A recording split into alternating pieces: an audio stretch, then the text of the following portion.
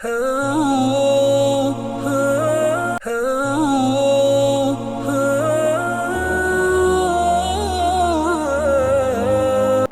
புனித மஸ்ஜித் அக்ஸாவுடைய ஹுத்பாவை நிகழ்த்தியிருந்தார் ஹத்தீப் ஹாலித் அபு ஜுமா ஹஃபிதஹுல்லா அவர்கள். ஹுத்பாவின் தலைப்பு சோதனைகளின் போது மார்க்கத்தில் தீனில் உறுதியாக இருப்பது சம்பந்தமாக. அல்லாஹ்வை புகழ்ந்து நபி ஸல்லல்லாஹு அலைஹி வஸல்லம் ஸலவாத் ஸலாம் சொல்லி தக்வாவை வலியுறுத்தியதன் பின்பு அல்லாஹ்வுடைய அடியார்களே, அல்லாஹ் தஆலா எல்லா ஏற்பாடுகளையும் அவன் செய்தவனாக இருக்கிறான். லவ்ஹுல் மஹ்ஃபூஸ் என்ற ஏட்டில் எல்லா விடயங்களும் எழுதி வைத்திருக்கிறான். அல்லாஹ்வுடைய அடியார்களுடைய விடயங்கள் அனைத்தும் அல்லாஹ்வுடைய கையில் இருக்கிறது. அவன் எல்லா விடயங்களையும் நன்கு அறிந்தவனாக இருக்கிறான். அல்லாஹ்வை முழுமையாக நீங்கள் நம்ப வேண்டும். எல்லா விடயங்களும் அல்லாஹ்வுடைய ஏற்பாட்டின் பிரகாரம் நடக்கிறது என்ற நம்பிக்கை உள்ளத்தில் கொண்டு வர வேண்டும். எல்லா விடயங்களும் அல்லாஹ்வுடைய கலா கதிர் பிரகாரம் நடக்கிறது என்ற சிந்தனையை உள்ளத்தில் கொண்டு வர வேண்டும்.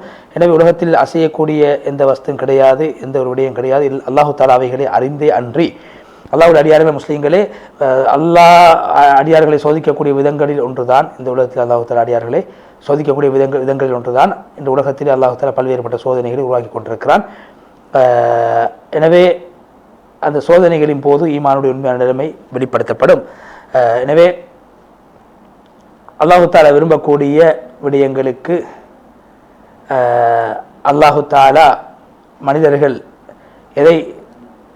அடியார்கள் எதை செய்ய வேண்டும் என்று அல்லாஹ் எதிர்பார்க்கிறானோ, எனவே அந்த அல்லாஹு தஆலா எதை விரும்புகிறானோ அப்படியான விடயங்கள் அவன் செய்கிறான். அந்த விடயங்கள் அவன் ஹிக்மத்தின் அடிப்படையில் செய்கிறான். அந்த ஹிக்மத் மனிதர்களுக்கு மறைவானதாக இல்லை. எனவே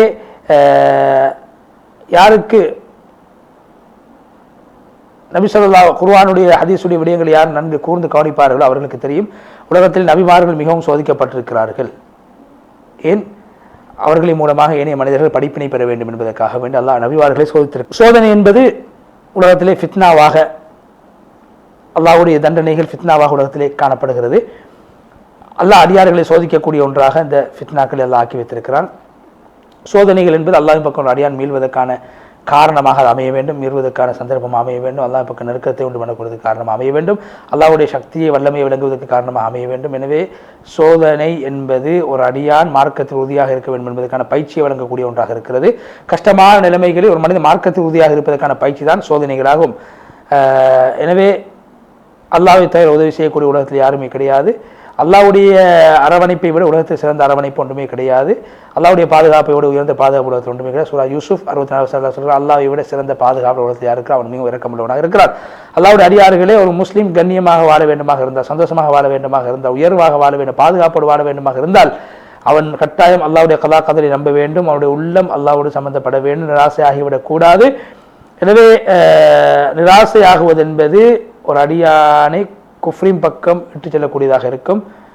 அவ்விரண்டும் அல்லாஹ்வுடைய கலா கதிரை, அதாவது நிராசையாகுவது, அல்லாஹ்வுடைய ரஹ்மத்தை விட்டும் தூரமாகுவது, அது அல்லாஹ்வுடைய கலா கதிரில் சந்தேகத்தை ஏற்படுத்தக்கூடிய விடயமாக அமைந்துவிடும். அல்லாஹ் குர்ஆன் சூரா தௌபா 51 சொல்கிறார், நபியே நீங்கள் சொல்லுங்கள், அல்லாஹ் எழுதியதை தவிர வேறொன்றும் எங்களுக்கு ஏற்பட மாட்டாது. அவன் எங்களுடைய பொறுப்புதாரியாக இருக்கிறான். அவன் மீது நீங்கள் பாடம் சாட்ட வேண்டும்.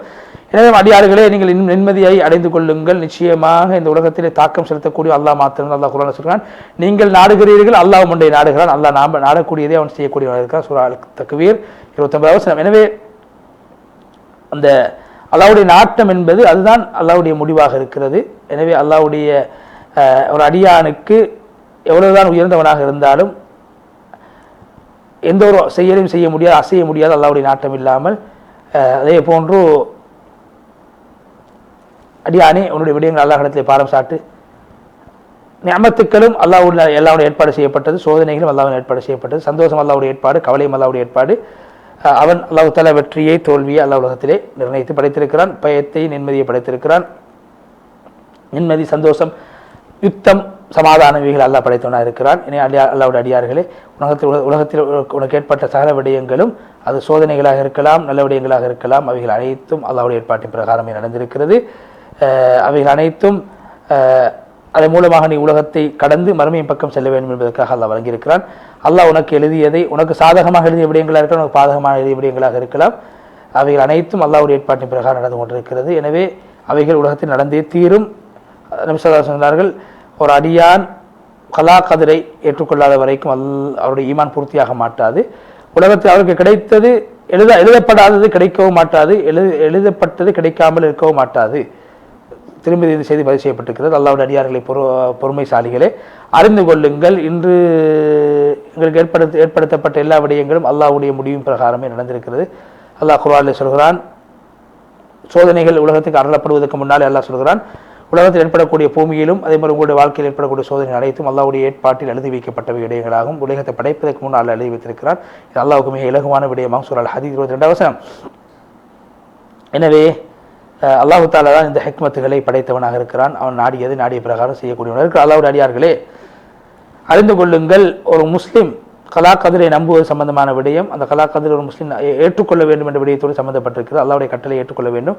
எனவே இன்று நாம் அல்லாஹ்வுடைய கலா கதிரை நாங்கள் ஏற்றுக்கொள்ள வேண்டும், அல்லாஹ்வுடைய முடிவுகளை ஏற்றுக்கொள்ள வேண்டும்.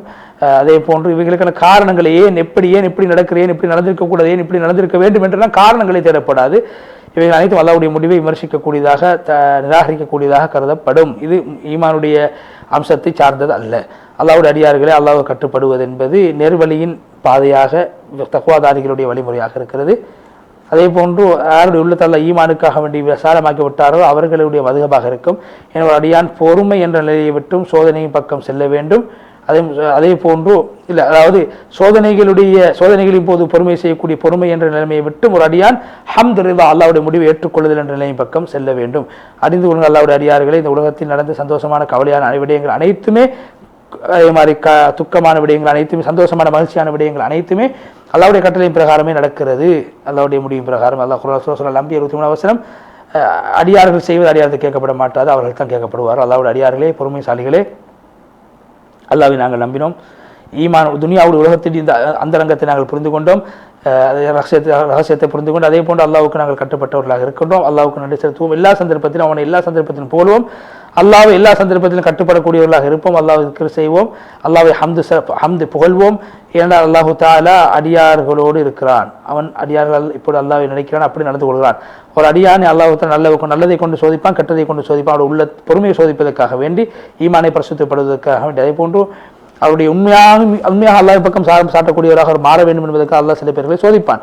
எனவே நன்மையான விடயங்களுக்கு நன்மை வழங்கப்படும், அவருடைய அந்தஸ்து உயர்த்தப்படும். அல்லாஹ்வுடைய அடியார்களே, முஸ்லீமாக ஒரு முஃமின் அல்லாஹ்வுடைய பிரகாசத்தை கொண்டு பேச வேண்டும். அல்லாஹ்வுடைய கலாம், அவர் ஓதக்கூடிய கலாம் அல்லாஹ்வுடைய கலாம் என்று அவர் புரிந்து கொள்ள வேண்டும். நபி ஸல்லல்லாஹு அலைஹி வஸல்லம் அவர்கள் சொன்னார்கள், அதே போல் நபி ஸல்லல்லாஹு அலைஹி வஸல்லம் சொன்ன ஹதீஸில் உள்ள ஒன்றுதான், உலகத்துடைய வாழ்வு அது மாறி மாறி வரக்கூடியதாக இருக்கிறது. சோதனைகளும் யுத்தங்களும் பிரச்சனைகளும் அது தந்திரமாக கருதப்படக்கூடியதாக இருக்கிறது. எனவே அது சோதனைகள் பிரச்சனை ஏற்படுகின்ற போது நாங்கள் உண்மைக்கும் பொய்க்கும் இடையிலே பிரச்சனை ஏற்படுகின்ற போது நான் உண்மைக்காக வாதாட வேண்டும். அதே போன்று அந்த உண்மையும் பொய்யும் மோதிக்கொள்கின்ற போது அல்லாஹ்வுடைய சுன்னத் உலகத்தில் நிலைநாட்டப்படும். கியாமத்துடைய நாள் வரைக்கும் அல்லாஹு தஆலா ஈமான் கொண்டவர்கள் காஃபி எல்லோருடைய பொறுப்புதாரியாகவும் அவன் இருக்கிறான்.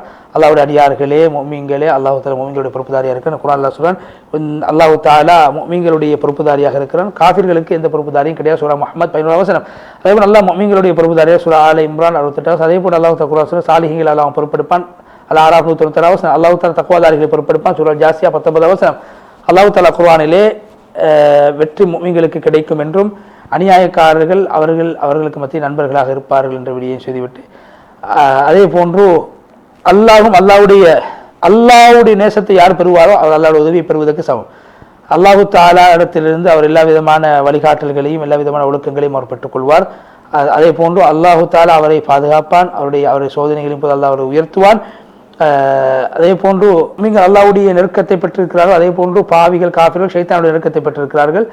அதே போன்று யாருக்கு ஷைத்தான் பிரபுதாரியாக மாறிவிடுவான், அவர்களுக்கு உதவி செய்யக்கூடியவர் யாரும் இருக்க மாட்டார்கள் என்று சொல்லி அறிந்து கொள்ளுங்கள். நிச்சயமா அல்லாஹ்வுடைய இறைநேசர்கள் அவர்களுக்கு மறுமையை பற்றியுண்டான பயமோ விட்டு செல்கின்ற பிள்ளைகளை பற்றியுண்டான கவலை இருக்க மாட்டாது. அவர்கள் ஈமான் கொண்டு தக்வாதாரிகளாக மாறுவார். சூரா யூனுஸ் 62 என்பதை சொல்லி ஹுத்பாவுடைய முதல் பகுதியை விட்டு விடைபெற்று சென்று இரண்டாவது பகுதி ஹத்தீப் ஹாலித் அபு ஜுமா ஹஃபிதுல்லாஹ் சுருக்கமாக அல்லாஹ்வை புகழ்ந்து நபி ஸல்லல்லாஹு அலைஹி வஸல்லம் சொல்லி, நபி ஸல்லல்லாஹு அலைஹி வஸல்லம் அவர்கள் அல்லாஹ்வுடைய அந்த காபத்துல்லாவை பராமரிக்கக்கூடியவர்களாக அந்த கண்ணியத்தை அடைந்து கொண்டு, அதே போன்று மஸ்ஜித் அக்ஸாவையும் அக்ஸா விடயத்தில் கவனம் செலுத்தக்கூடியவர்கள் நபி ஸல்லல்லாஹு அலைஹி வஸல்லம் காணப்பட்டிருக்கிறார்கள். அல்லாஹ்வுடைய வஹீம் பிரகாரம் மஸ்ஜித் ஹராத்திலிருந்து மஸ்ஜித் அக்ஸாவுக்கு நபி அவங்க இரவு பயணத்தை மேற்கொண்டார். அதுக்கு பின்னர் அங்கிருந்து காபாவும் சென்றார்கள். அங்கிருந்து நபி ஸல்லல்லாஹு அலைஹி வஸல்லம் அவர்கள் இரவுடைய பயணத்தை, அதாவது இஸ்ராவுடைய பயணத்தை முடித்து விட்டு செல்கின்ற போது பைத்துல் மக்தஸை முன்னோக்கினார்கள். பிறகு காபாவை நோக்கி வந்தார்கள். எனவே இது சிறந்த ஆதாரமாக இருக்கிறது. காபத்துல்லாவுக்கும் மஸ்ஜித் அக்ஸாவுக்கும் இடையிலே ஒரு ஒரு ஒரு ஒரு நீண்ட ஒரு தொடர்பு இருக்கிறது என்பதற்கு அல்லாஹ்வுடைய அடியார்களை இங்கு நாங்கள் அறிந்து கொள்வோம். இந்த குதுஸ் என்று சொல்லக்கூடிய இந்த ஊர் நகரம் வரலாற்று முஸ்லிம்களுடைய வரலாற்றை கொண்ட ஒரு பகுதியாக இருக்கிறது. அதனுடைய வேர்கள் அனைத்தும் பல வருட காலங்கள் இந்த ஊரில் நீடித்திருக்கும். எனவே இன்றைய நாட்களில் நாங்கள் இந்த மார்க்க விடயங்கள் மங்கி போகக்கூடிய இந்த காலத்திலே, ஃபித்னாவுடைய காலத்திலே நாங்கள் என்ன செய்ய வேண்டும்? இவ்வாறாக முஸ்லீம்களுடைய குதுசுடைய வரலாற்றை நாங்கள் படிக்க வேண்டும். இதுக்கு தனி வரலாறு இருக்கிறது. குது சம்பந்தமாக பரப்பப்படுகின்ற பொய்களுக்கு பதில் கொடுப்பதற்கு முன் வருவதற்காக வேண்டி இவ்வாறான விடயங்களை படைக்க வேண்டும் என்று சொல்லிவிட்டு அல்லாஹ்வுடைய அடியார்கள் நாங்கள் கண்ணியமாக உலகத்தில் வாழ்ந்தவர்கள், அவர்களுக்கு ஒரு அடிப்படை இருக்குது, வரலாறு இருக்குது, நாகரிகம் இருக்குது. நாங்கள் மிக அடையாளம் உள்ள ஒரு சமூகம். அதே போன்று நாங்கள் மிக பலமான ஒரு சமூகம், தூரநோக்கோடு செயல்படக்கூடிய சமூகம். என்னுடைய கண்ணியம் குர்ஆனிலே தங்கியிருக்கிறது, நபியோட சுன்னாவிலே தங்கியிருக்கிறது. அதன் மூலமாகத்தான் கிஸ்ரா கொய்சருடைய கோட்டைகள் உடைக்கப்பட்டன. அதே போன்று சிலுவைக்காரர்கள் இழிவுபடுத்தப்பட்ட நிலைமையில் வெளியேற்றப்பட்டார்கள். தாத்தாரிகளுடைய படையினர்கள் தோல்வி அடைந்தார்கள். எனவே இந்த உம்மத் உண்மையான உம்மத்தாக, உறுதியான உம்மத்தாக இருக்கிறார்கள், உயர்ந்த உம்மத்தாக இருக்கிறார்கள். இது போன்ற உம்மத்தை வரலாறு காணவில்லை. அதே போன்று இந்த உம்மத்தை விட சிறந்த மனிதர்களை உலகத்தில் யாராலும் பெற்றெடுக்க முடியாது. இந்த உம்மத்து தூங்கிக் கொண்டிருக்கிறது. இந்த உம்மத்து தூங்குவதை போன்று இருக்கிறார், ஆனால் தூங்க மாட்டார்கள். இந்த உம்மத்தில் ஒரு சாரா மௌத்தாகின்ற போது இன்னொரு சாரா எல்லாம் உருவாக்கி கொண்டிருக்க உலமாக்கள் ஃபுகாக்கள் எல்லாம் உருவாக்கி கொண்டிருக்கிறான். அதே போன்று இந்த உலகத்தை சிந்தனையாளர்கள் உருவாக்கி கொண்டிருக்கிறான். எனவே நலவுகளை நாடுங்கள், நலவுகளை ஆசைப்படுங்கள், அல்லாஹ் நலவுகளை உண்டாக்குவான் என்று சொல்லி அல்லாஹ் குர்ஆனில் சொல்கிறான். நீங்கள் ஈமான்தார்களே பொறுமையாக இருங்கள், பொறுமையை கொண்டு மற்றவர்கள் ஏவுங்கள், உறுதியாக இருங்கள், நிச்சயமாக அல்லாஹு தஆலாவை பயந்து கொள்ளுங்கள், அல்லாஹ் உங்களுக்கு உதவி செய்வான் என்று சூரா ஆல இம்ரான் 200வது வசனத்தை ஓதி நீண்ட துஆவை செய்து ஹதீப் காலித் அபூ ஜுமா ஹஃபிதுல்லாஹ் அவர்கள் முழுமையாக மஸ்ஜித் அக்ஸாவுடைய குத்பா விட்டு விடைபெற்று அந்த அடிப்படையில் இன்றைய தினத்திலே 3 குத்பாக்களும், முதலாவது குத்பா அல்லாஹ்வை எப்படி நம்ப வேண்டும், அல்லாஹ்வுடைய முடிவுகளை எவ்வாறு ஏற்றுக்கொள்ள வேண்டும் என்றும், இரண்டாவது குத்பா அது சம்பந்தமாகவே அமைந்திருந்தது. உண்மையான வெற்றி அல்லாஹ் ஈமானில் வைத்திருக்கிறான், ஈமான் என்றால் என்ன என்று உரையாடினார்கள் குத்பாவிலே. மூன்றாவது குத்பாவும் அல்லாஹ்வை நம்புவது, அதாவது சோதனைகள் ஏற்படுகின்ற போது மார்க்கத்தில் உறுதியாக இருப்பது என்ற சம்பந்தமாக இந்த குத்பா நிகழ்த்தப்பட்டது. அந்த அடிப்படையில் புனிதமான இந்த 3 குத்பாக்களுடைய மொழிபெயர்ப்புகளை பார்த்து பிரயோசனம் அடையக்கூடிய நேர்களை உங்களுக்கு அல்லாஹ் ரஹ்மத் செய்ய வேண்டும் என்றும், அதே போன்ற நிகழ்ச்சி தயாரிப்பாளர் சாதர் ரிஸ்வான் அவர்களுக்கும் நாங்கள் நன்றியை துஆவை செய்து இன்னும் ஒரு மனாபில் இஸ்லாம் நிகழ்ச்சி உண்டாக இன்ஷா அல்லாஹ் உங்கள் அனைவரையும் மீண்டும் சந்திக்கும் வரை விடைபெற்றுச் செல்கிறோம். வஆஹிரு தஅவானா அல்ஹம்துலில்லாஹி ரப்பில் ஆலமீன். வஸ்ஸலாமு அலைக்கும் வரஹ்மத்துல்லாஹி வபரகாத்துஹு.